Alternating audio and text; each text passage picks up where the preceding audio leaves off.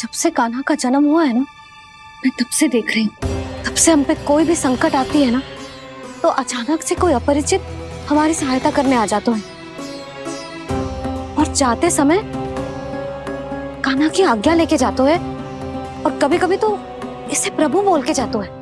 बाबा संभालो। यशोदा, इस जानकी को चढ़ो है और विचित्र विचार तुम्हारे मन में है। अरे सब जानते हैं कि हमारा परिवार राजसी, तुम्हें पता ना चलते हो पर हमारे कान्हा को सब राजकुमार ही समझते हैं देखकर, इसीलिए उसे सम्मान देने के लिए सब ऐसा ही करते हैं, और कोई बात ना है।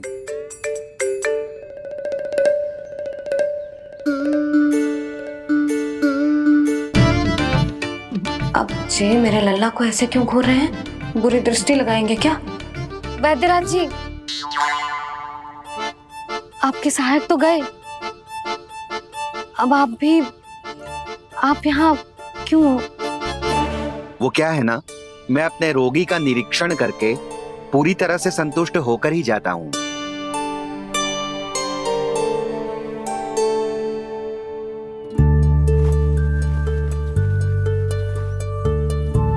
हाँ, संकेत तो अच्छे हैं, कल सुबह तक बिल्कुल ठीक हो जाएगी। धन्यवाद वैद्य जी।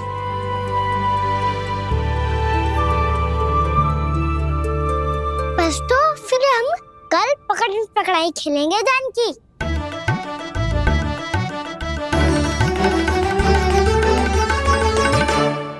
भानु, बंसी, जाकर उस क्षेत्र के चारों ओर बाड़ बनवा दो और वहां सूचना पट्ट भी लगा देना, ताकि जानकी के साथ जो हुआ है वो किसी और के साथ ना हो। शीघ्र जाओ। जी ठीक है।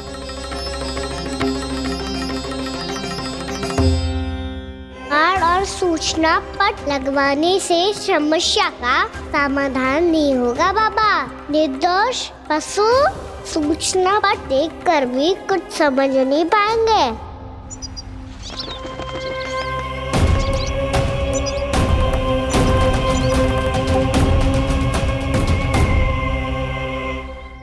तो तुम्हारे कहने का अर्थ यह है कि व्योमासुर मारा जा चुका है और वो बालक अब भी जीवित है। हाँ महाराज, मैंने गोप बालकों को कहते सुना था कि कृष्ण ने छलिया को मोक्ष दे दिया है, पर वृंदावन सुरक्षित नहीं है महाराज। वो एक बहुत बड़ी समस्या से जूझ रहे हैं। कैसी समस्या? गांव के निकट क्षेत्र में किसी विषैले सर्प का निवास है। उसके विष का प्रभाव इतना भयानक है महाराज, जैसे विष ना हो, स्वयं हलाहल हो। मेरी कोई भी औषधि रोगी का उपचार नहीं कर पा रही थी। निकट के क्षेत्र में कहां है वो सर्प?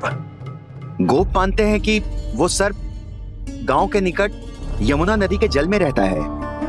मुझे तो लगता है महाराज, ये कालिया नाग की कथा कोई किंवदंती या लोक श्रुति नहीं, एक सच्चाई है, एक विषैली सच्चाई।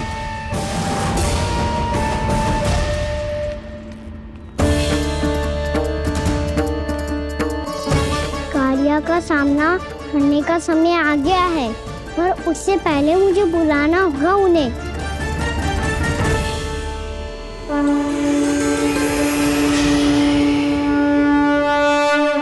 संसार के दारुण भय का नाश करने वाले, सभी कष्टों का हरण करने वाले, विश्व का समस्त ऐश्वर्य प्रदान करने वाले, कमल जैसे लोचन, मुख और चरणों वाले आजानुभूत श्री राम को मैं बार बार नमस्कार करता हूँ।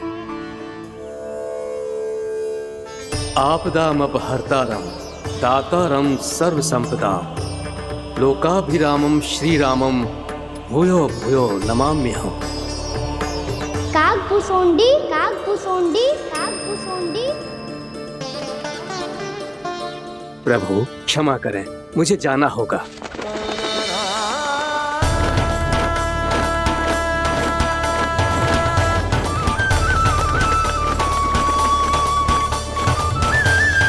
प्रणाम प्रभु। अनेक बार मैं आपके दर्शनों के लिए आया प्रभु। कभी नंद भवन के झरोखों से आपके दर्शन करके चला जाता था, तो कभी दूर किसी वृक्ष की आड़ से आपको निहार लिया करता था। आज आपने स्वयं मुझे बुलाकर धन्य कर दिया प्रभु।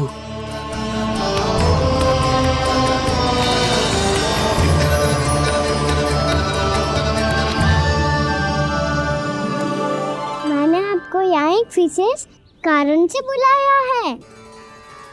आपके श्राप से इस कालिया नाग को मुक्त करने का समय आ गया है।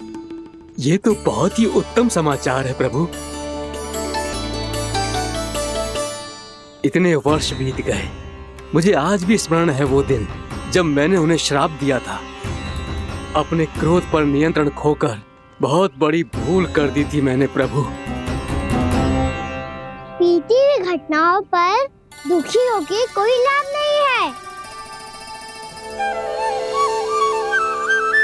हमें भविष्य की ओर देखना होगा।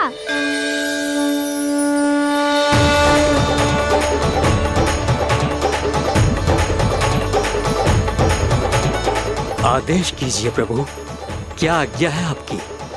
जब मैं कालिया नाग का सामना करने जाऊं, तो आप यहीं रहिएगा। आपको अपने आप पता चल जाएगा कि कब क्या करना है। और हाँ, लौटते जाते समय नारद मुनि से कहिएगा, वो आकर मुझसे भेंट करे। अवश्य प्रभु, प्रणाम। क्या इसने सच्ची में देवर्षि नारद को बुलाया है? नारायण नारायण, आपको संदेश भेजने की आवश्यकता नहीं थी। आप स्मरण करते और मैं चला आता। तुम्हारा कल्याण हो नारद।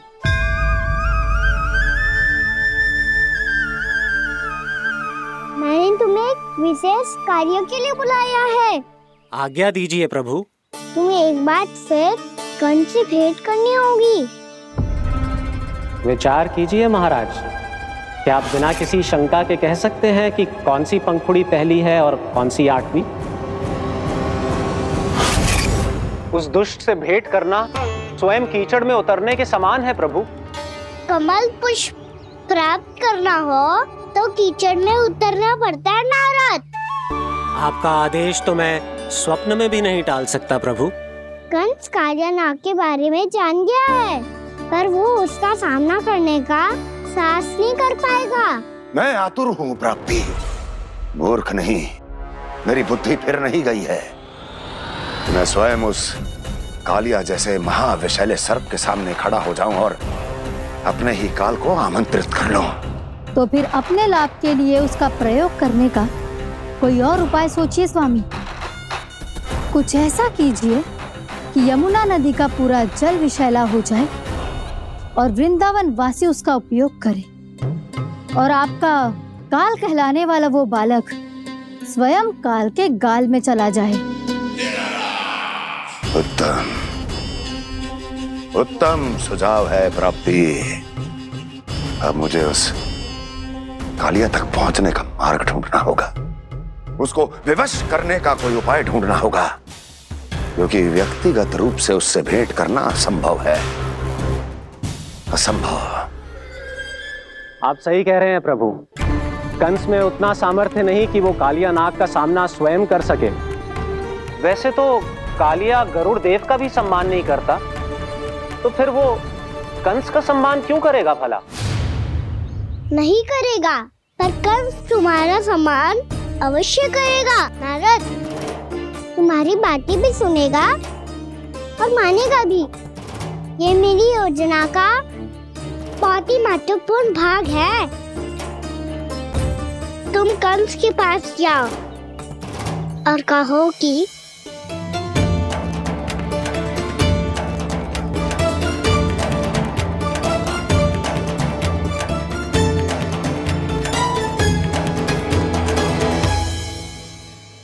संतान अपने माता पिता को तीर्थ का सौभाग्य दिलाती, पर मेरा लल्ला कितना महान कि उसने हमारे घर को ही तीर्थ बना दिया। ऐसा तीर्थ जहां मेरी आंखों के सामने भक्त और भगवान का मिलन हो रहा है। जो आज्ञा प्रभु।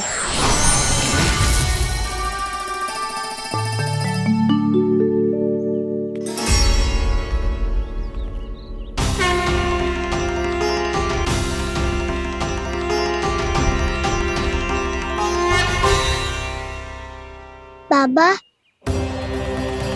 कान्हा, ये सब क्या चल रहा है? पहले काग भुसुंडी जी और फिर जे नारद जी। क्या योजना बना रहे हो तुम? कान्हा, बता ना लल्ला, क्या सोच रहे तू? कान्हा देख, अगर तुझे अपने बाबा को ना बताना हो ना, अपने भक्त को बता दे। क्या सोच रहे हो लल्ला? क्या करने वाले हो आप?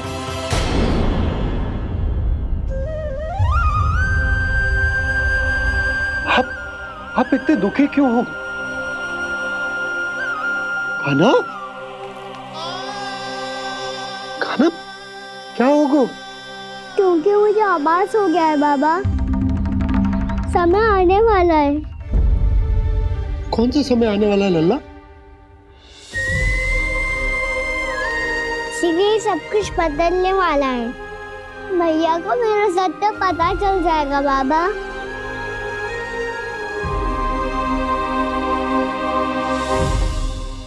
पर लल्ला, इसका काग भुसुंडी और कालिया नाग से क्या संबंध है? ऐसा क्या हुआ था और क्या होने वाला है?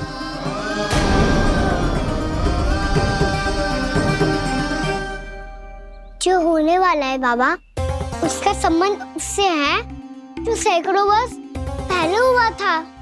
महर्षि भृगु के एक वंशज थे वेद शिरोमुनि, जो विंध्याचल की पहाड़ियों में साधना कर रहे थे। तभी वहाँ अश्वशिरा नाम के एक दूसरे मुनि आमंत्रण के बिना ही आ गए। कितना सुंदर और शांतिपूर्ण आश्रम है। यहाँ प्रभु की साधना करने में बहुत आनंद आएगा। शीघ्र ही अश्वशिरा मुनि उपस्थिति के कारण होने वाले व्यवधान से बाध्य होकर वेद शिरोमुनि ने अपनी आंखें खोली। कौन हो तुम और यहाँ क्या कर रहे हो? आपके आश्रम में बहुत शांति है मुनिवर। साधना करने के लिए बहुत ही उत्तम स्थान है ये। मैं चाहता हूँ कि मैं भी यहाँ। आप यहाँ साधना करना चाहते हैं, लेकिन इतना भी नहीं जानते कि किसी के आश्रम में प्रवेश करने से पहले उसकी आज्ञा लेनी चाहिए। आप ये भी नहीं जानते कि यदि कोई यज्ञ कर रहा हो तो बिना अनुमति के वहाँ प्रवेश करने से उसकी यज्ञ साधना भंग हो सकती है। आप क्या साधना करेंगे मुनि? आप तो साधना के योग्य ही नहीं हैं। इतना अपमान! एक मुनि के मुख से इतने कड़वे शब्द शोभा नहीं देते। मैं तुम्हें श्राप देता हूँ, जितनी विषैली तुम्हारी जिह्वा है उतने ही विषैले सर्प बन जाओ तुम।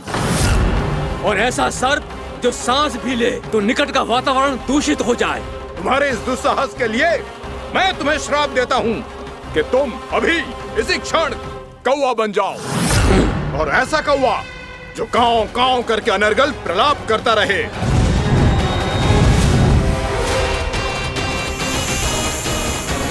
ये मैंने क्या किया? ये मैंने क्या किया?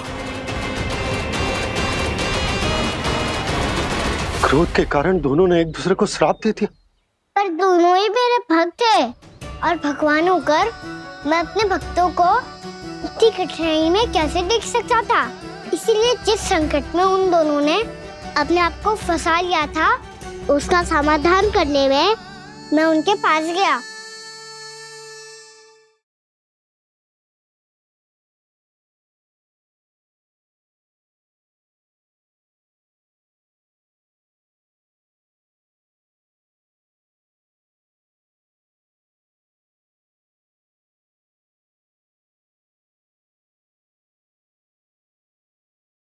तंग करे मैया को खिजाए, खेले रूठे मनाए।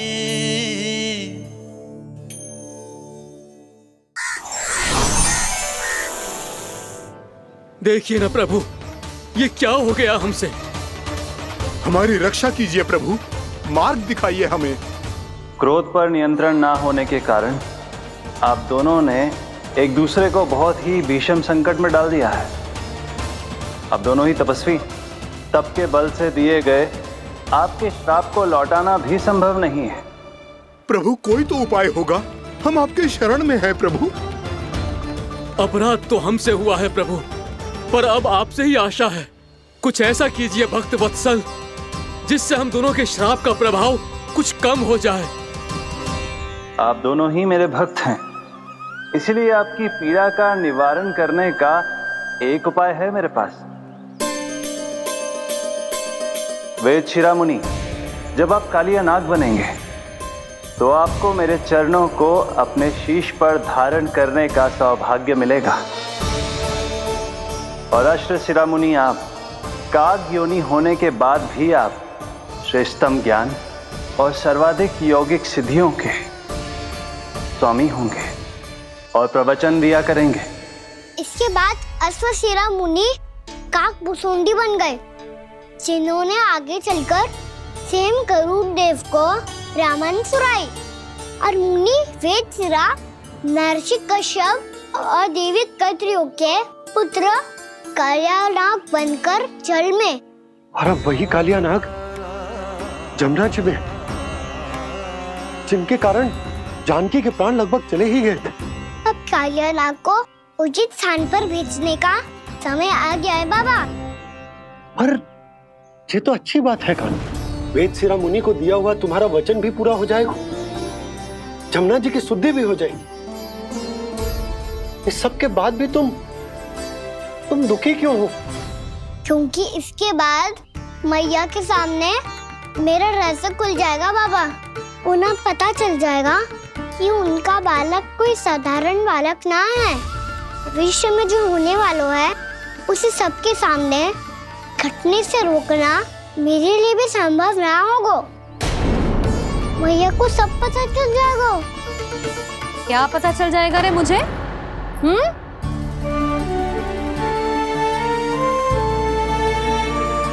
यही कि सबसे अधिक प्रेम मैं आपसे ही करता हूँ। अब बस भी कर, चलो भोजन के लिए बुलाने आई थी तुम दोनों को। भूखा थोड़े ना रहने दूंगी अपने लल्ला को, मेरा लल्ला दुर्बल हो जाएगा ना। आप खिलाओगे तो ही खाऊंगा। हाँ ठीक है, मैं ही खिलाऊंगी। अब चल, आओ जी चल।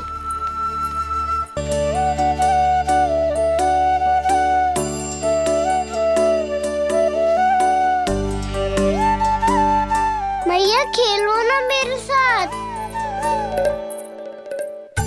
मैया सुनो ना, मेरी बात ना मानोगी?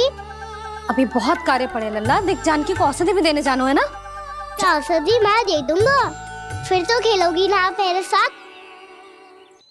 पिछले कुछ दिनों से अपनी मैया का अधिक से अधिक प्रेम पाने का प्रयास करो है कान्हा। इसका तो एक ही अर्थ हो सकता है कि कछु बहुत बड़ो होने वालों है। कान्हा रुक जा लल्ला। कान्हा क्यों तंग कर रहा है? मैया को पहन लेना। कान्हा, कान्हा, ये क्या करो तूने?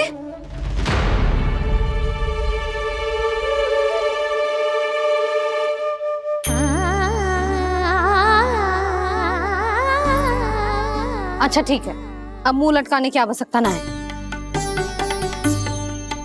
ये ले।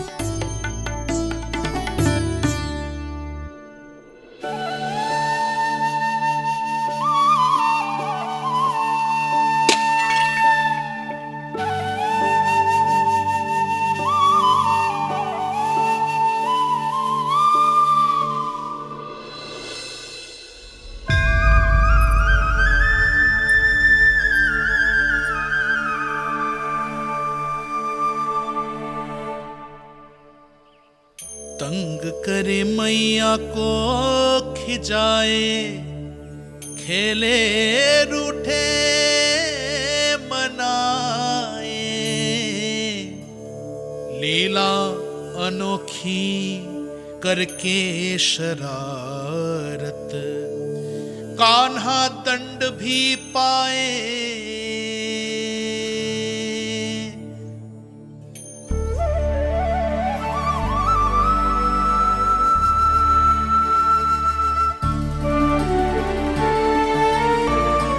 रूठना मनाना खेलना खिलाना, पहले शरारत करके क्रोध दिलाना और फिर क्षमा मांग लेना, ये सब जानबूझकर कर रहे हो है कान्हा। जैसे जीवन भर के लिए अपनी मैया की ममता को अपने हृदय में समेट कर रखना चाहते हो। कैसे कैसे करूं उस कालिया से मित्रता, कैसे करूं उसका उपयोग?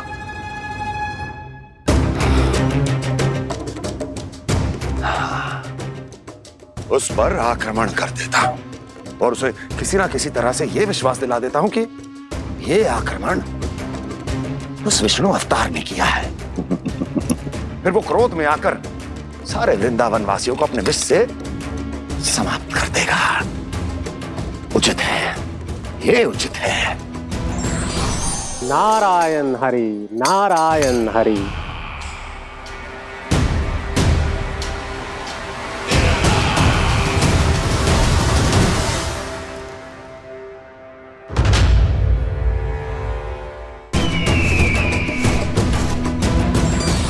नारायण हरि, नारायण हरि।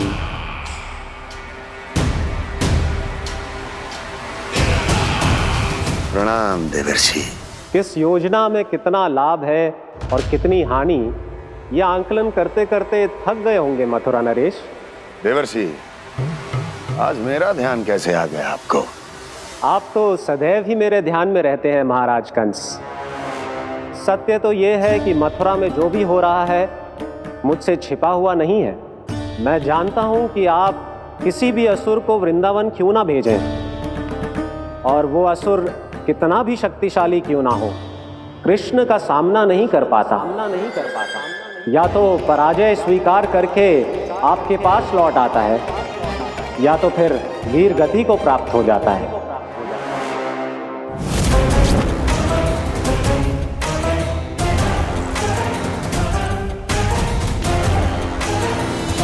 वाह, मुझे मेरी असफलताएं स्मरण कराने आए हैं, मेरे घाव को खुरेदने आए हैं, उन पे नमक छिड़कने आए हैं।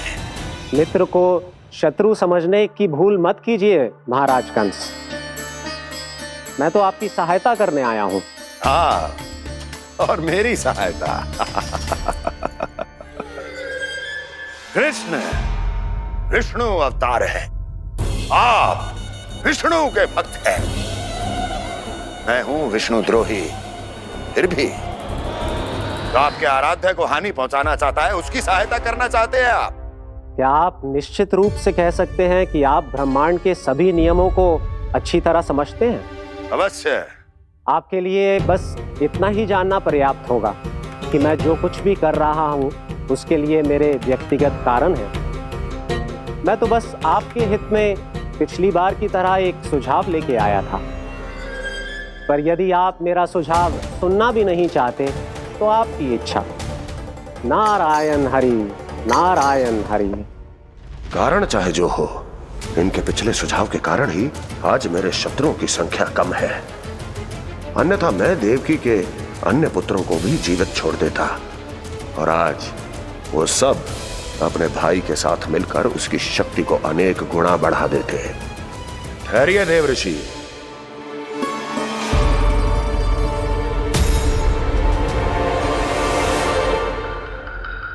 बताइए क्या सुझाव है आपके पास?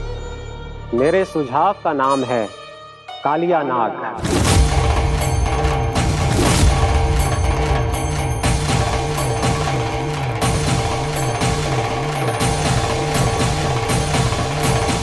उसके विषय में मैं जानता हूं देवर्षि। तो समस्या यह है कि मैं स्वयं उससे मिलने नहीं जा सकता, उससे भेंट नहीं कर सकता। उस कृष्ण की हत्या के लिए उसको वृंदावन जाने के लिए तैयार नहीं कर सकता। तो मत जाइए उसके सामने, और ना उसे भेजिए कृष्ण के सामने। हर बार आप किसी न किसी असुर को अपने शत्रु के क्षेत्र में भेजते हैं, जहां शत्रु उसका सामना करने के लिए पूरी तरह से तैयार होता है और आपका असुर मारा जाता है। इस बार शत्रु को युद्ध स्थल चुनने का अवसर मत दीजिए महाराज। इस बार योजना का जाल ऐसे बुनिए कि कृष्ण स्वयं उसके पास जाने के लिए विवश हो जाए। कालिया नाग स्वयं काल है, मृत्यु का दूसरा नाम है। उसके विष का उपयोग अपने लाभ के लिए कीजिए महाराज। वैसे कालिया के विष की अधिकता का अनुमान तो होगा ही आपको।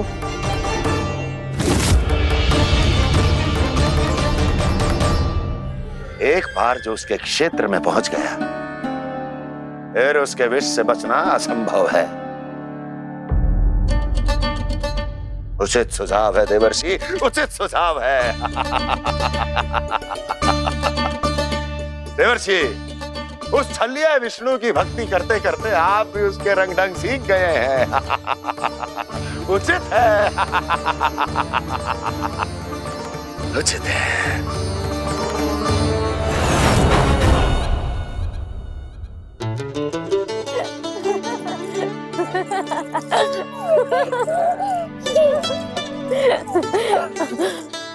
बस बस, बहुत आनंद ले लियो लल्ला। बस अब दूध पी ले। ठहर ठहर, गर्म है। जी ले ले।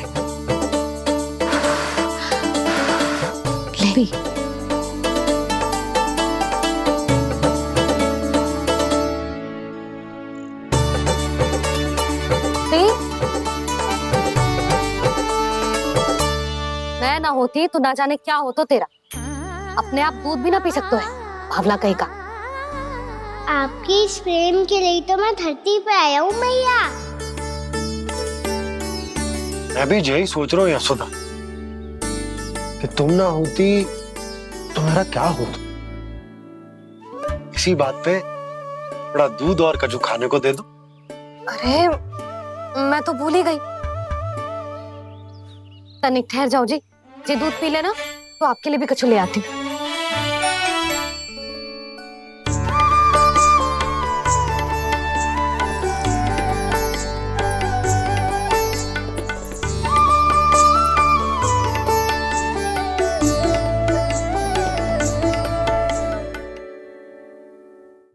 प्रणाम महाराज। आपकी आज्ञा के अनुसार बिल्कुल वैसा ही पत्र तैयार किया है जैसा आप चाहते थे।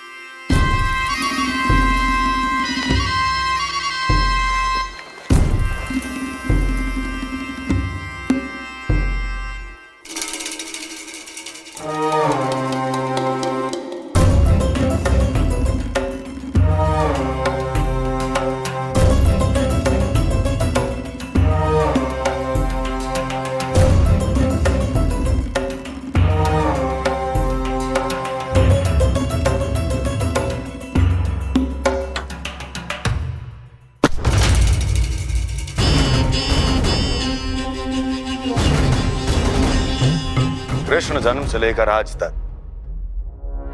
ये मेरी सबसे महत्वपूर्ण योजना है। इसका सफल होना निश्चित है दूत, किंतु केवल वही करना जैसा मैंने कहा है। जाओ।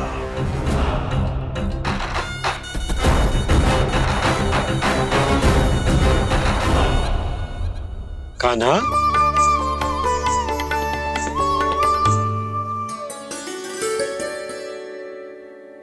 क्या होगा?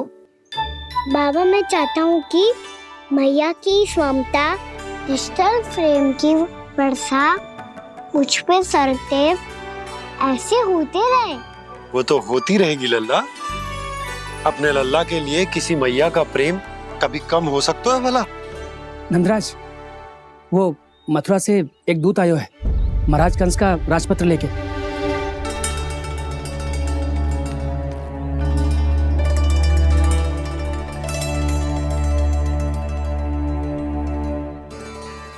कान्हा अब क्या करने वाला है?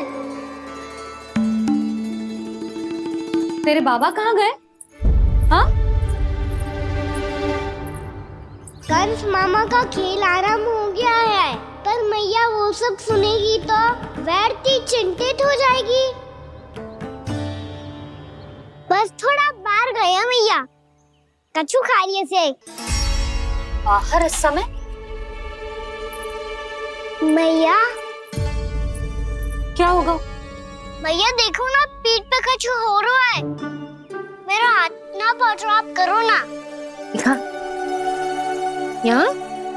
क्षमा करना मैया, पर अभी बाबा को ही संभालने दो ये सब।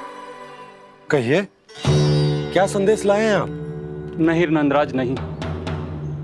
महाराज कंस का आदेश है कि ये संदेश सभी गांव वालों के साथ ही पढ़ा जाए। ठीक है, मैं गांव वालों के सामने पढ़ दूंगा, पर मुझे तो दीजिए पढ़ने के लिए। महाराज की आज्ञा का पालन करना आपके लिए भी आवश्यक है नंदराज। सभी गांव वासियों की सभा बुलाइए। बंसी, सभी गांव वालों की सभा बुलाओ। राजपत्र में ऐसा क्या संदेश भेजो है कंस ने? अब मेरे पत्र को पढ़कर सब भौचक के रह जाएंगे। और वो कृष्ण, उस कृष्ण के पांव के नीचे से तो भूमि खिसक जाएगी, आकाश फट पड़ेगा, बिजलियां गिर जाएंगी। प्राप्ति, ओ प्राप्ति, कंस का पत्र। स्वयं को बहुत अधिक शक्तिशाली समझता है ना वो। अब देखता हूं कैसे वो इस महासंकट का सामना करता है। वो कृष्ण, वो अपनी मृत्यु स्वयं चुनेगा या मृत्यु की वेदी पर चढ़ा देगा। प्रिय वृंदावन वासियों को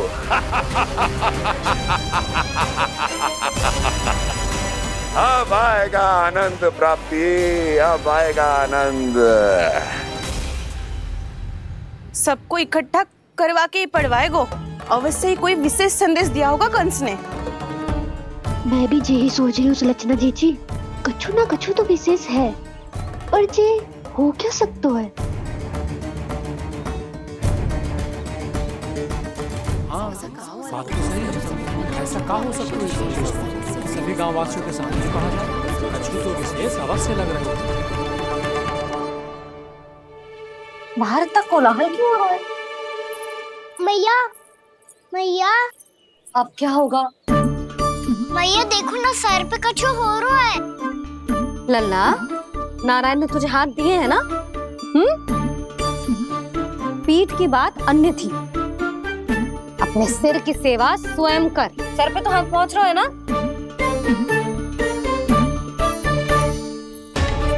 मैया सुनो ना, मैया देखो ना, तीव्र कर कछु हो रहा है। मैया देखो ना, तीव्र कछु हो रहा है।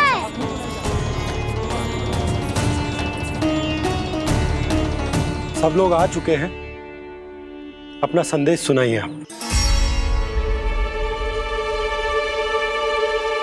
गोपराज नंद और सभी वृंदावन वासियों को सूचित किया जाता है कि मथुरा अधिपति और आप सभी के महाराज कंस ने कल सुबह भव्य पूजा का आयोजन किया है।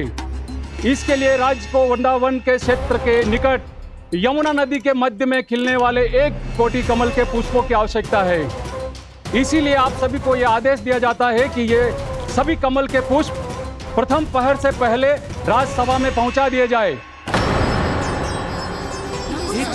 इतने सारे वो भी प्रथम पहर से पहले कैसे हो सकते हैं? यदि आप ऐसा करने में असफल रहे तो इसे राज आज्ञा का उल्लंघन माना जाएगा और राजद्रोह के आरोप में आप सभी को कड़े से कड़ा दंड दिया जाएगा। स्मरण रहे, यदि कल की पूजा में इन 1 कोटि कमल के पुष्पों का ना पहुंचने के कारण कोई व्यवधान आया तो समस्त वृंदावन वासियों को दोषी माना जाएगा और पूरे गांव को निवासियों सहित धूल में मिला दिया जाएगा। कल प्रथम पहर तक का ही समय है आप सबके पास।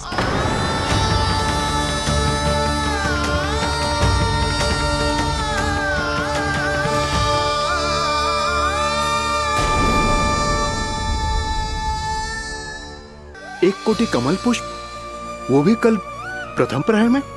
ऐसे कैसे संभव है? और कोई साधारण पुष्प ना, यमुना नदी के मध्य खिलने वाले विशेष कमल के फूल चाहिए उन्हें। लेकिन यमुना नदी में तो कालिया नाग ने विष घोल के रखा है, तो फिर कैसे हो पाएगा? यह संभव है। हमारी मृत्यु का संदेश भेजा राजा कंस ने। सदैव की भांति इस समस्या पर भी गांव के बड़े ही विचार करेंगे। बालकों का यहाँ होना उचित ना है।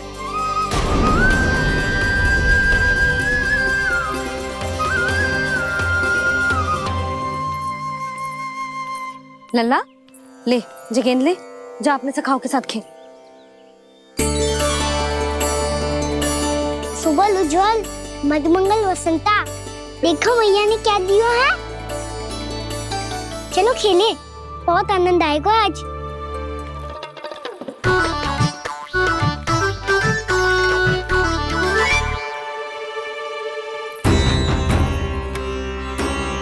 भानु, बंसी, जाओ और शीघ्र ही वो घेरे का कार्य समाप्त करो।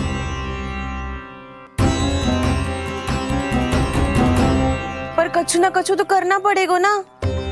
पर हम कर ही क्या सकते हैं? पुष्प लाने को और कोई उपाय है भी तो ना। मैं चला जाऊंगा जमुना जी में। वैसे भी मेरे जीवन के कितने दिन शेष बचे हैं। गांव के लिए, समाज के लिए कुछ करके मरूं, तभी तो शांति मिलेगी। ना काका, यदि आप उस विषैले जल में छलांग लगा भी दोगे, किंतु 1 कोटि कमल पुष्प एकत्रित कर पाना आपके लिए संभव ना है। इससे अच्छा है कि मैं चला जाऊं। यदि मैं मर भी गया तो मेरे पीछे रोने वाला कोई ना है। किसी को कहीं जाने की आवश्यकता ना है। गोप नरेश होने के नाते ये मेरा कर्तव्य है कि मैं आप सबकी रक्षा करूं। नंदराज, आपको जाना है तो जाओ। हरिया, काका, भैया सब चले जाओ। लेकिन आपको पता है वहाँ का जल कितना विषैला है।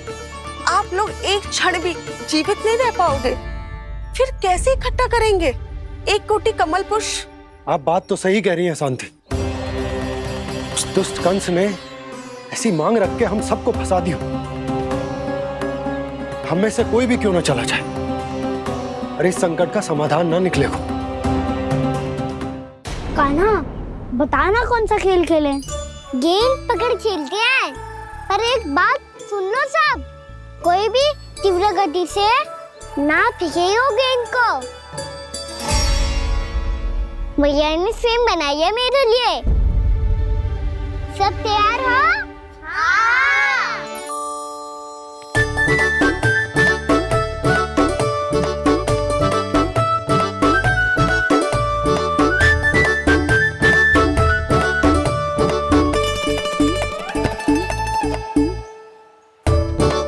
मुझे दो, मुझे दो।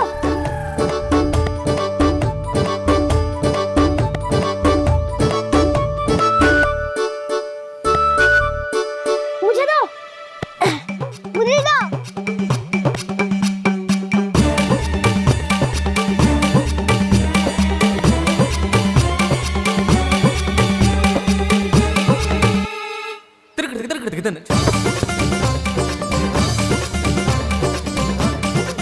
कान्हा, इतनी धीरे से फेंकेगो तो कैसे आनंद आएगो? थोड़ा बल लगा के फेंक। हाँ कान्हा, हम अभी बड़े हो गए हैं, तू अब भी छोटे बालकों की तरह फेंक रहा है।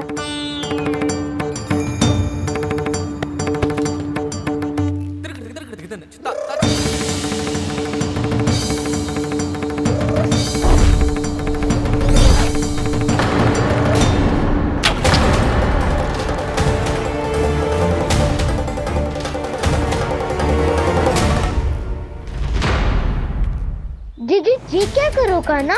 गेंद तो डूब गई।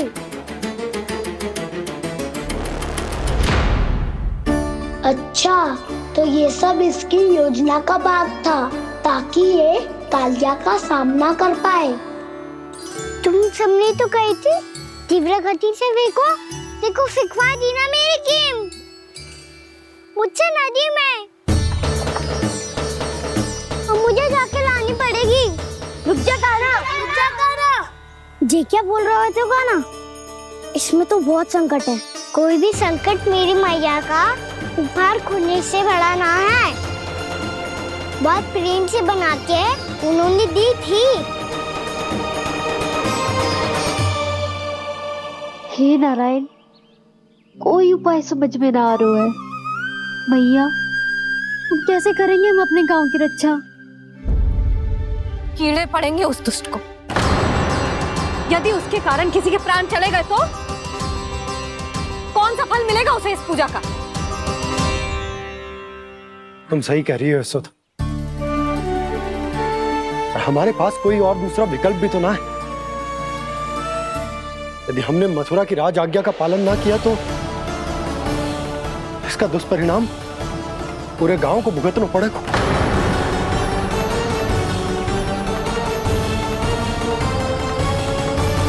कान्हा, तुम्हें पता है कि तू भगवान है, दिव्य है, बहुत शक्ति है तुझ में, पर फिर भी हम तुझे विषैले जल में ना जाने दे सकते। कुछ होगा तो तुम सब इतनी हट कर रहे हो तो ठीक है, ना जाऊंगा।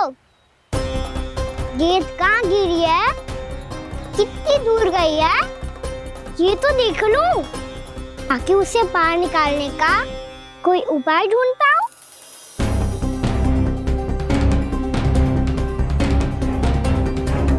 हाँ।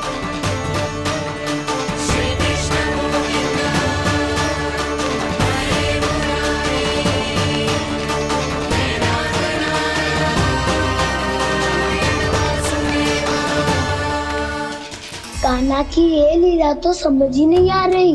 पहले इसने देवश्री नारद को मथुरा जाकर कंस को भड़काने के लिए कहा, फिर स्वयं ही दुखी भी हो गया कि अब इसका रहस्य सबके सामने खुल जाएगा। और अभी स्वयं ही तो इसने कहा था कि गेंद बहुत महत्वपूर्ण है, फिर स्वयं ही उसे नदी के विषैले जल में फेंक दिया।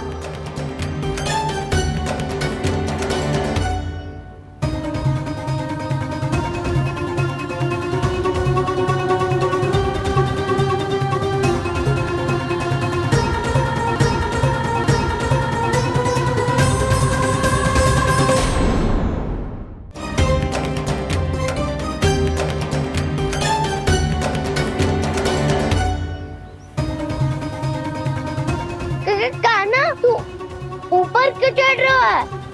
अरे ऊंचाई से देखूंगा तभी तो गेंद दिखेगी।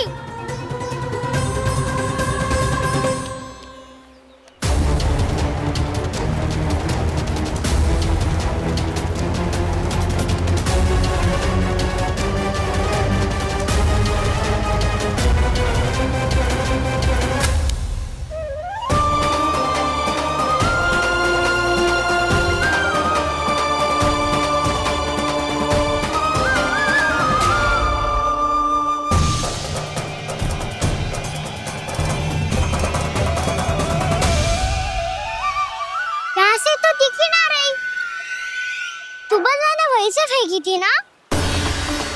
ना, वहाँ से फेंकी थी। कहाँ से? नहीं कहना वहाँ से।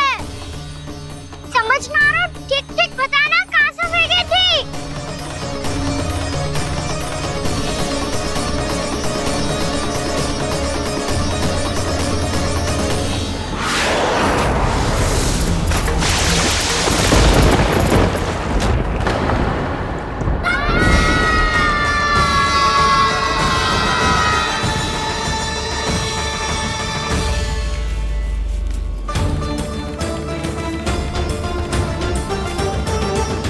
कालिया नाग के क्षेत्र में जाकर कोई भी जीवित वापस ना लौट सको।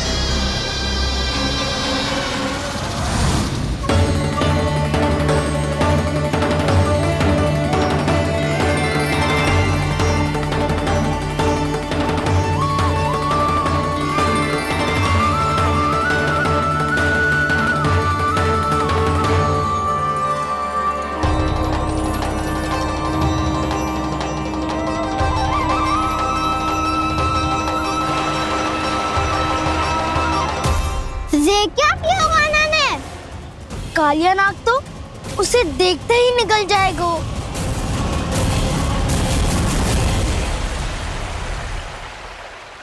तो आरंभ से अब तक सब कुछ उसकी लीला का ही भाग था।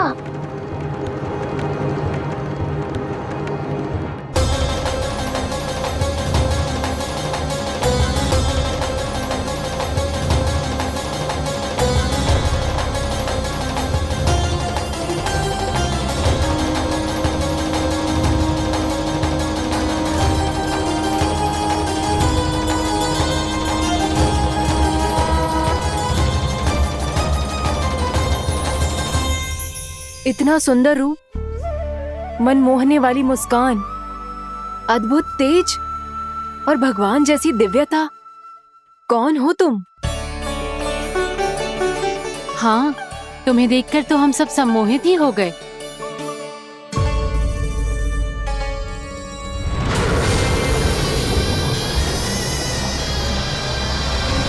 तुम जो भी हो बालक, वापस लौट जाओ। हमारा हृदय तुम्हें ही देखते रहना चाहता है, किंतु यदि हमारे पति जाग गए तो तुम्हें अवश्य हानि पहुंचाएंगे। ये बहुत विषैले है बालक, कालकोट जैसे भयानक। इनके विष से तुम नहीं बच सकोगे। नंदराज, कालिया नाग के विष का प्रभाव बढ़ते ही जा रहा है। पहले 8 कोस तक उसके विष का प्रभाव था, अब तो 1 योजन से अधिक क्षेत्र में फैलो है। जल पीने के प्रयास से अनेक पशु मारे गए हैं और नदी के निकट के वृक्ष और वनस्पति सब नष्ट होने लगे।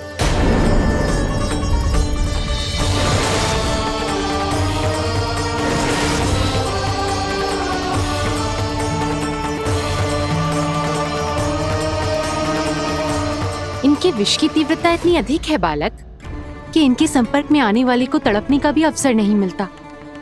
इनके विष की अग्नि क्षण भर से भी कम समय में प्राणवायु को जलाकर राख कर देती है।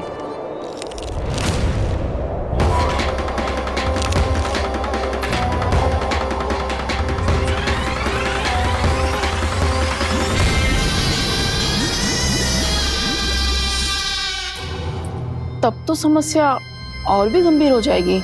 मैंने तो सुनो है कि कालिया नाग कम से कम 2 योजन लंबा है, सैकड़ों फन है उसके।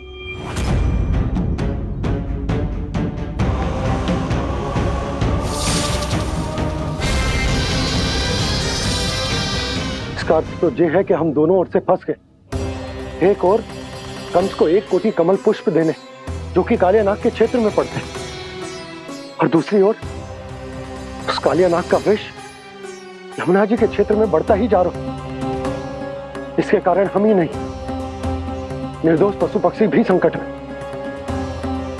इन दोनों समस्याओं का एक ही समाधान है, उस कालिया नाग का सामना करना। और ये ना समझ आ रहा कि हम ये करेंगे कैसे, क्योंकि ये बात साधारण मनुष्य के बस की ना है। हमारे लिए ये असंभव है।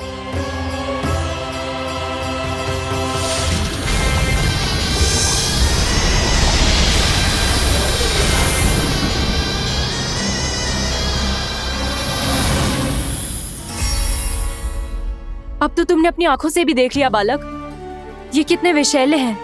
नींद में भी विष उगलते हैं। इससे पहले कि तुम्हें कुछ हो जाए, चले जाओ यहाँ से, मान लो हमारी बात। आप सब मुझे जानती भी नहीं और फिर भी मेरी इतनी चिंता कर रही हैं आप। माँ की ममता भेदभाव नहीं जानती। तुम भी किसी के पुत्र हो और हम सब भी माँ हैं। एक माँ को हर बालक में अपनी ही संतान दिखाई देती है, इसलिए हम तुमसे विनती करते हैं, वापस चले जाओ, बचा लो अपने प्राण। मेरी चिंता मत कीजिए, मुझे कुछ नहीं होगा। होगा, अनर्थ होगा यदि ये उठ गए तो।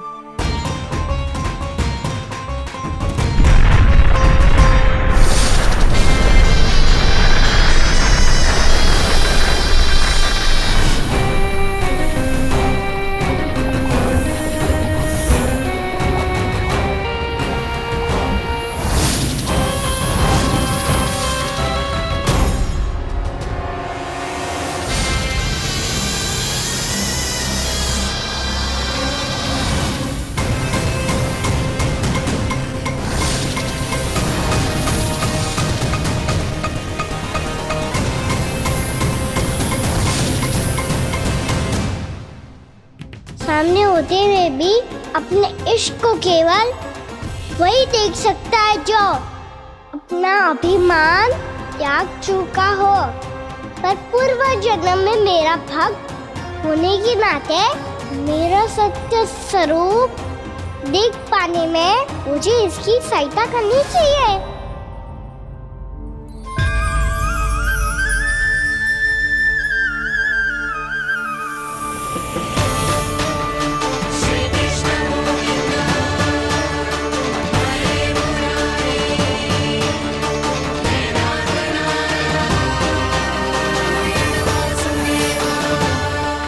देखो हमारा छोटा सा कान्हा कैसे डट के खड़ा हुआ है, इतने विशालकाय, इतने महाभयंकर सबके सामने।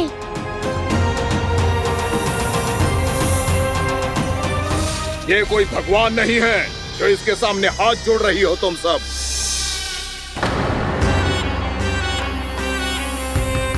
एक सामान्य साधारण बालक है ये, जो ये तक नहीं जानता कि इसके सामने है इसका काल, कालिया। तू कौन है बालक? मेरे इतने निकट आकर भी तू जीवित कैसे है? मेरी नहीं, अपनी चिंता करो कालिया। बहुत मनमानी कर ली तुमने। अब बस मैं तुम्हें रोकना हूँ। अब बस मैं तुम्हें रोकना हूँ। बित्ते भर का है तू, मेरे विष के बारे में जानता ही क्या है? और कहता है मुझे रोकने आया है। किससे? किससे रोकना चाहता है तू मुझे? मुझे क्रोध दिलाने की भूल मत कर बालक। अपनी फुंकार से ही तेरी इस मुस्कुराहट को अंतिम मुस्कुराहट बना सकता हूं मैं। शीघ्र बता, कौन है तू और किसने भेजा है तुझे? तुम्हें आवाज भी है कि अपनी पुकारों से तुम कितना विष भूल चुके हो। पवित्र यमुना नदी को कितना दूषित कर दिया तुमने। और यही नहीं, तुम्हारे कारण निकट के जीव जंतुओं, वृक्ष, वनस्पतियों सबको हानि पहुंच रही है। तो क्या? मुझे उससे क्या? मुझे है आपत्ति है मुझे तुम्हारे इस व्यवहार से, और इसीलिए तुम्हें यहाँ से जाना होगा।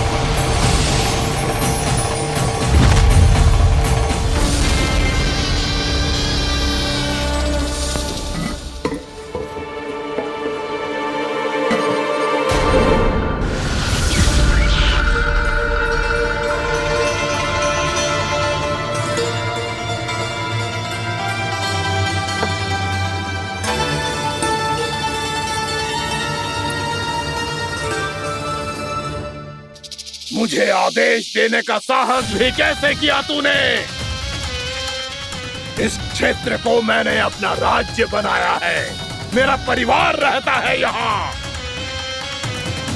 और तू मुझे यहाँ से जाने के लिए कह रहा है? हाँ, क्योंकि तुम्हारे यहाँ रहने के कारण अन्य जीवों को हानि हो रही है, और मैं ऐसा नहीं होने दे सकता। मैं तो बस वही कर रहा हूँ जो एक सर्प का स्वभाव है। विष फैलाना स्वाभाविक है मेरे लिए, इसलिए मुझे चुनौती मत दे बालक। चुनौती तो मैं दे चुका हूँ कालिया। अब तो बस तुम्हें स्वीकार करनी है।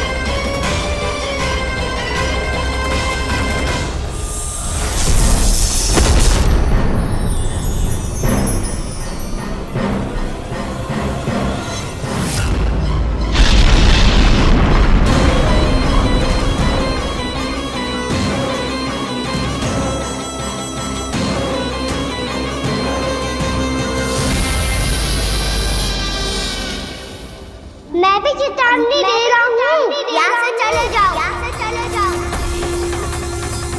अपनी भूल को पहचानो कालिया, तुम जो कर रहे हो अनुचित है।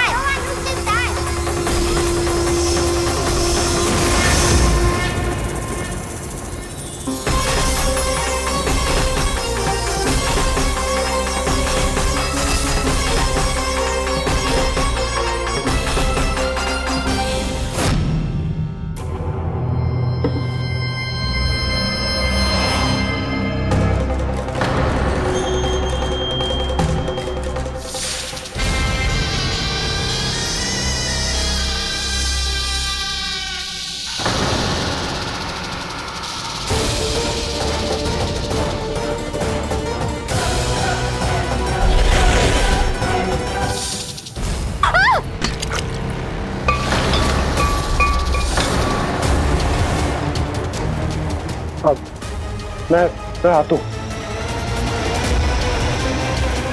क्या हो गया सुधा?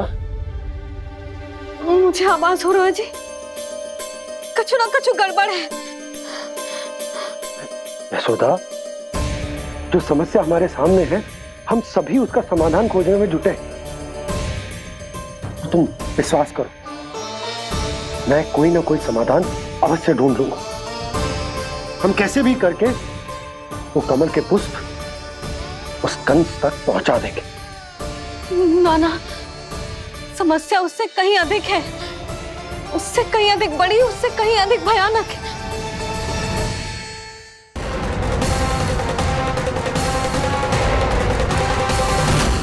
इसकी ये बूंद से ही सबके प्राण चले जाते हैं। इसने तो विष की धारियां फेंकी है खाना पे। कान्हा कैसे बच्चे को अधिक विष से? इसका विष तो क्या, ये सर स्वयं भी छू तक नहीं पाएगा हमारे कान्हा को।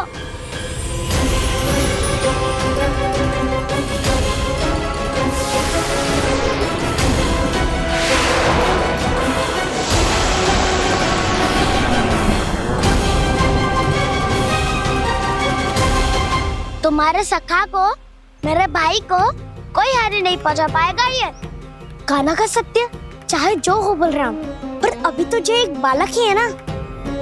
देखो कैसे विष के कारण स्थिर हो गया है।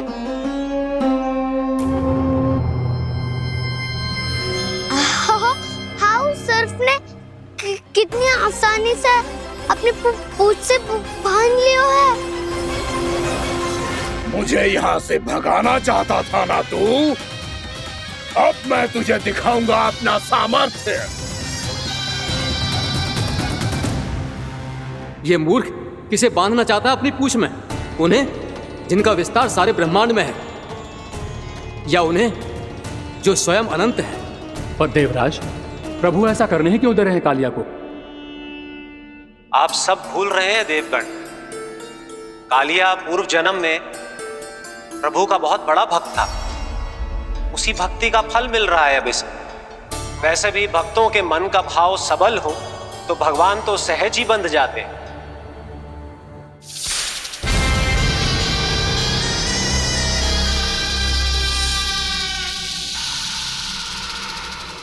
बलराम, तुमने ही तो कही थी कान्हा को कछु ना होगो।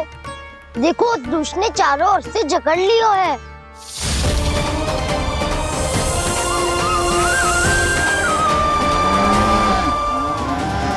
ये क्या कह रही हो तुम?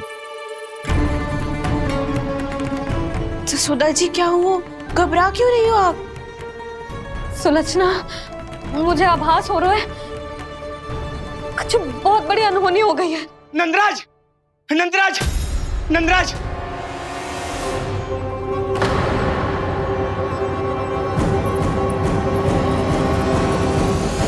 नंदराज, कान्हा ने जमुना नदी में छलांग लगा दी है। कान्हा ने जमुना नदी में छलांग लगा दी है। कान्हा ने जमुना नदी में छलांग लगा दी है। कान्हा जमुना में कूद गया है। मुझे लगा था आज कछु गड़बड़ होने वाली है। मुझे आज कान्हा को ना जाने देना चाहिए था।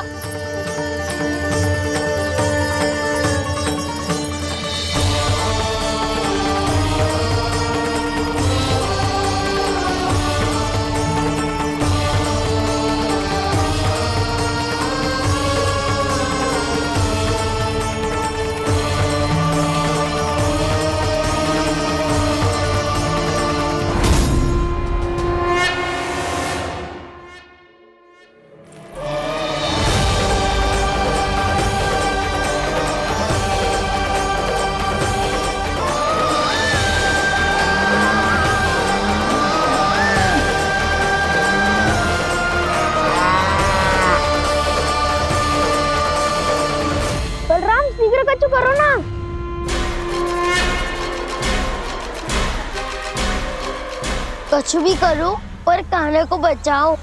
नाग बहुत भयंकर है, कान्हा अकेले ना संभाल पाएगा इसे।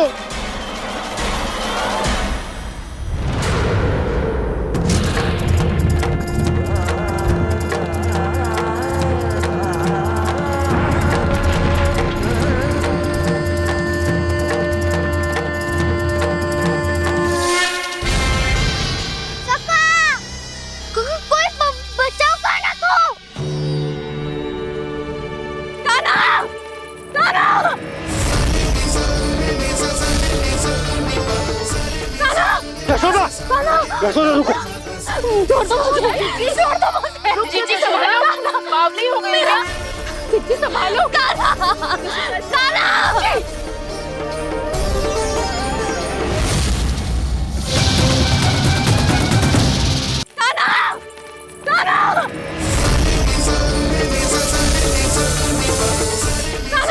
यशोदा, यशोदा रुको।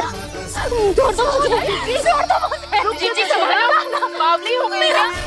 जीजी संभालो। देखो अब कैसे तुम्हारे अस्थियों को तोड़कर छोटे छोटे टुकड़ों में बदल दूंगा मैं।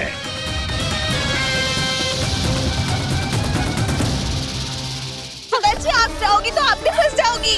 अपने लल्ला के लिए मैं किसी भी संकट का सामना करने के लिए तैयार हूँ। छोड़ो ना यशोदा, हमें कोई और उपाय खोजना पड़ेगा। कोई और उपाय? आप देख ना रही मेरा कान्हा किस दशा में है। कान्हा मैया के वश में नहीं है, नहीं तो ये अपने लल्ला के लिए साक्षात काल का भी सामना कर ले। ये तो केवल कालिया नाग है। हे नागराज, आप मेरे प्राण ले लो पर कान्हा को छोड़ दो। ना नागराज, आप मेरे प्राण ले लो, मैं विरोध भी ना करूंगी। ना नागराज, आप मुझे मार दो पर मेरे कान्हा को छोड़ दो। ना ना ना ना नागराज, मेरे प्राण ले लो। हमारे कान्हा से क्या शत्रुता है आपकी? प्रभु के लिए जो प्रेम यशोदा मैया के हृदय में है, वही इन सभी गोपियों के हृदय में भी है।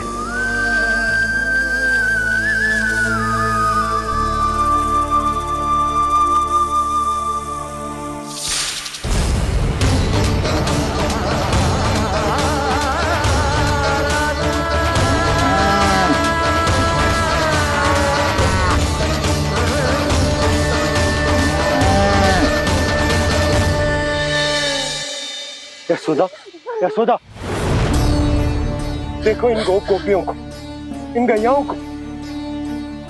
इन सब के मन में भी तुम्हारी भांति ही ममता भरी हुई। वो सब भी कान्हा से उतना ही प्रेम और स्नेह करती है, उतनी ही ममता से भरी हुई है जितनी कि तुम। तो तुम ही सोचो, जिसके साथ इतनी ममता और इतना स्नेह, इतना प्रेम, उसका कोई क्या कर सकता है? उस कालिया नाग का वेश इस सब आशीर्वादों के सामने कछु न है। कछु करो जी। उसे बोलो वो मेरे प्राण ले ले, मेरे कान्हा को छोड़ दे। यशोदा,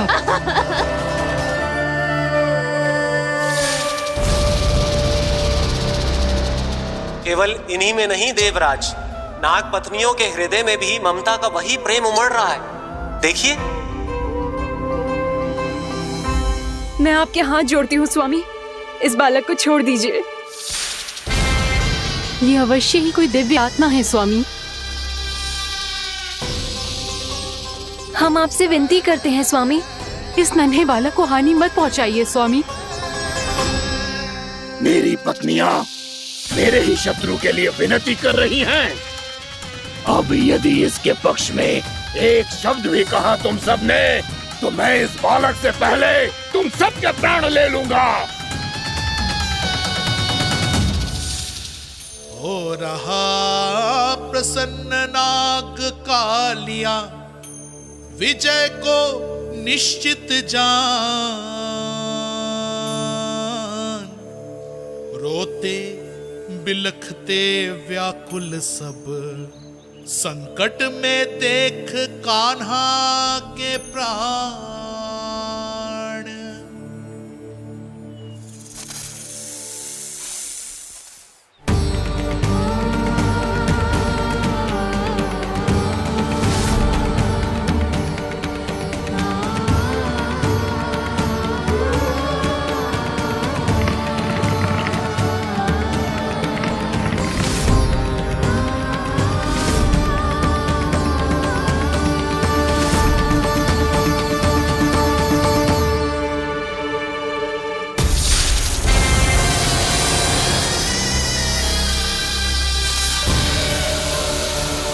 कुछ करो जी, मेरे लल्ला को बचा लो, कोई तो कुछ करो।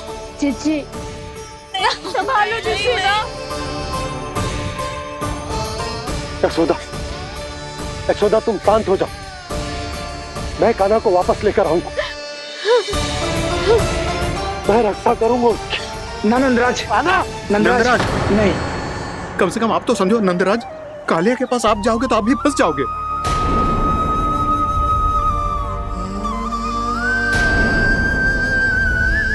बलराम, तेरा भाई इतनी भीषण संकट में है और तुझे जरा भी दुख ना हो रहा?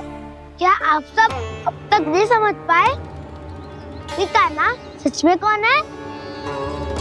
छोटे बाबा, आप तो उसका सत्य जानते हैं ना?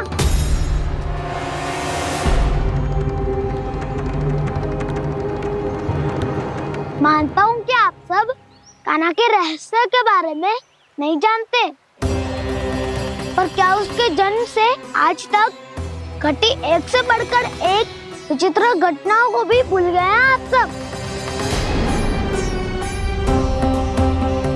भूल गए हैं कि कैसी पूतना जैसी राक्षसी उसका कुछ बिगाड़ नहीं पाई, कैसे तरनावती जैसा भयानक राक्षस उसे एक खरोच भी नहीं दे पाया था।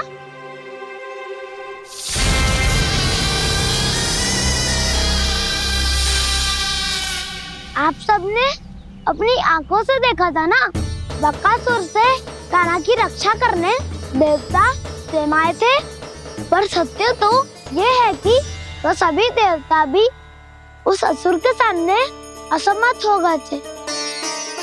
तब कान्हा ने बहुत ही आसानी से उस भयंकर असुर का वध किया था, एक ही बार में धराशायी कर दिया था उसे। तो आप सभी सोचिए, बार बार ऐसे असाधारण कार्य करने वाला बालक साधारण कैसे हो सकता है? अब तो आरंभ से ही सारा सत्य जानते हैं छोटे बाबा। रहस्य छुपाने में सदैव कान्हा की सहायता करते आए हैं आप, और आज आप स्वयं ही उसके सत्य को भूल रहे हैं। और तुम सब भी तो जानते हो कान्हा की शक्तियों के बारे में, तो क्या तनिक भी विश्वास ना है अपने सखा पे? बलराम जी, तू क्या कह रहे है? मैंने जो कहा उसका एक एक शब्द सत्य है छोटी माँ। यदि प्रभु की इच्छा हुई तभी कुछ ही क्षणों में सब कुछ अपनी आंखों से स्वयं अनुभव कर लेंगे आप।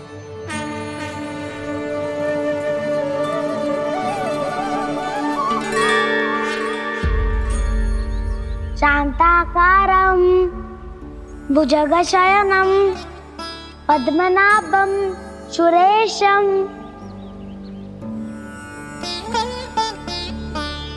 विश्वाधारं गगनसदृशं मेघवर्णं शुभांगं लक्ष्मीकान्तं कमलनयनं योगी वीरध्यानगम्यं वन्दे विष्णुं भवभयहरं सर्वलोकैकनाथम्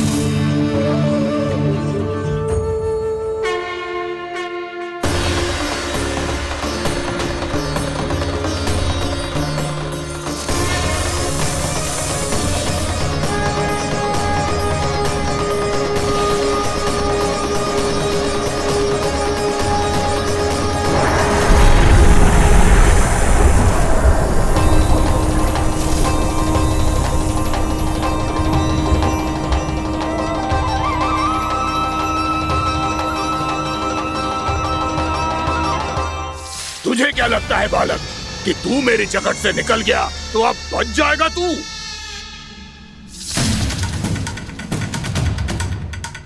मेरे विष से अपनी प्राण रक्षा करने में सफल रहा, मेरी जकड़ से भी छूट गया, पर मेरे दंश से नहीं बच पाएगा।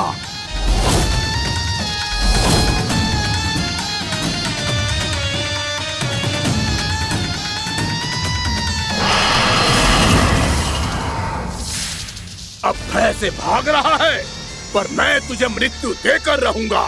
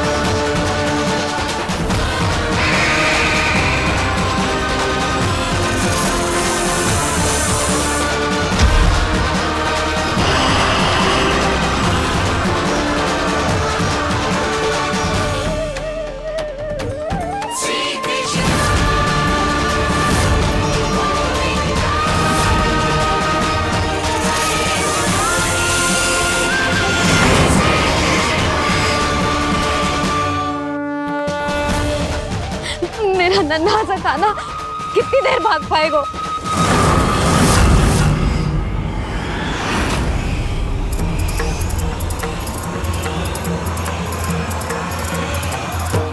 और कितनी प्रतीक्षा करोगे मेरी भक्त कालिया?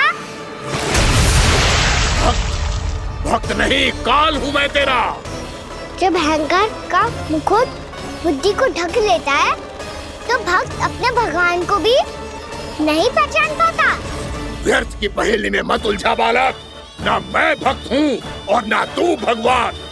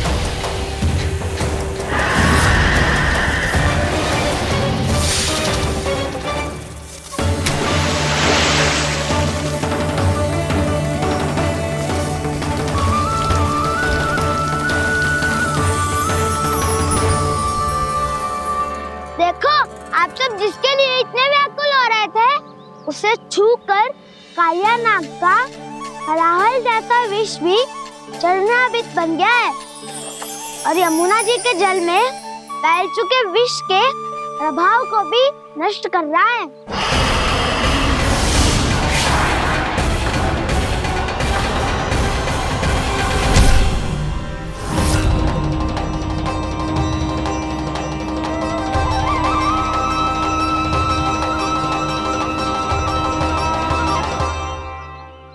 धर्म रक्षक, अधर्म विनाशक प्रभु श्री कृष्ण का कौशल सचमुच अद्वितीय है।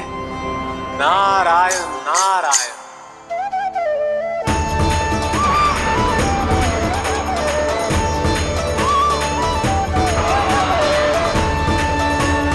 मेरा भार तुम्हारे भीतर के अहंकार का प्रतीक है कालिया। अब तुम्हारा अहंकार, तुम्हारा अनपान मेरे पाँव के नीचे है और तुम्हारी पूंछ अर्थात तुम्हारे प्राण मेरे हाथ में। अब तुम क्या करोगे भक्त?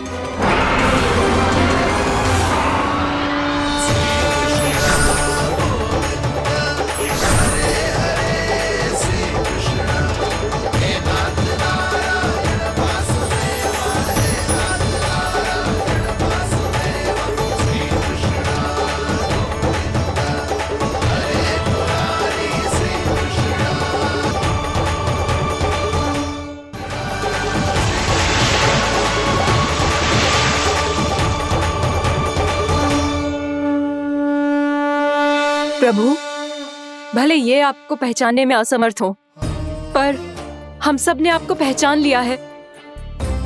हाँ प्रभु, एक भक्त होने के नाते और एक अर्धांगिनी और माँ होने के नाते मैं आपसे इनके प्राणों की भिक्षा मांगती हूँ। अपनी कृपा दिखाइए और इन्हें क्षमा कर दीजिए। आपके लिए मित्र और शत्रु में कोई अंतर नहीं प्रभु। उसी तरह आपकी कृपा और दंड में भी कोई अंतर नहीं। दोनों दया ही तो हैं, अकारण ही किसी को प्राप्त नहीं होती। हमें विश्वास है कि हमारे पति को मिला ये दंड कोई अभिशाप नहीं है, आपका वरदान है।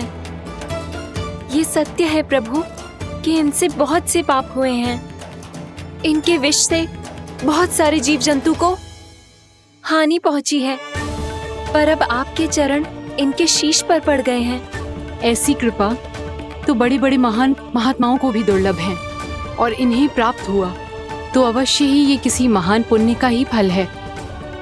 हे प्रभु, उन्हीं पुण्य कर्मों की शक्ति का आह्वान कर मैं आपसे विनती करती हूँ, इन्हें प्राणदान दीजिए। मैं अपने इस भक्त को क्षमा अवश्य करूंगी देवियों, यदि ये अपने अहंकार को त्याग कर मुझे पहचान ले तो।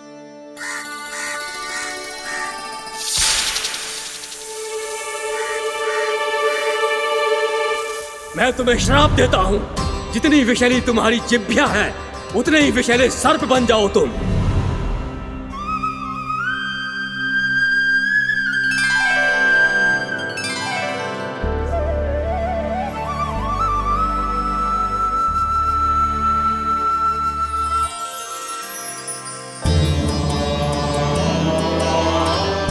नारायण, मुझे क्षमा कीजिए नारायण।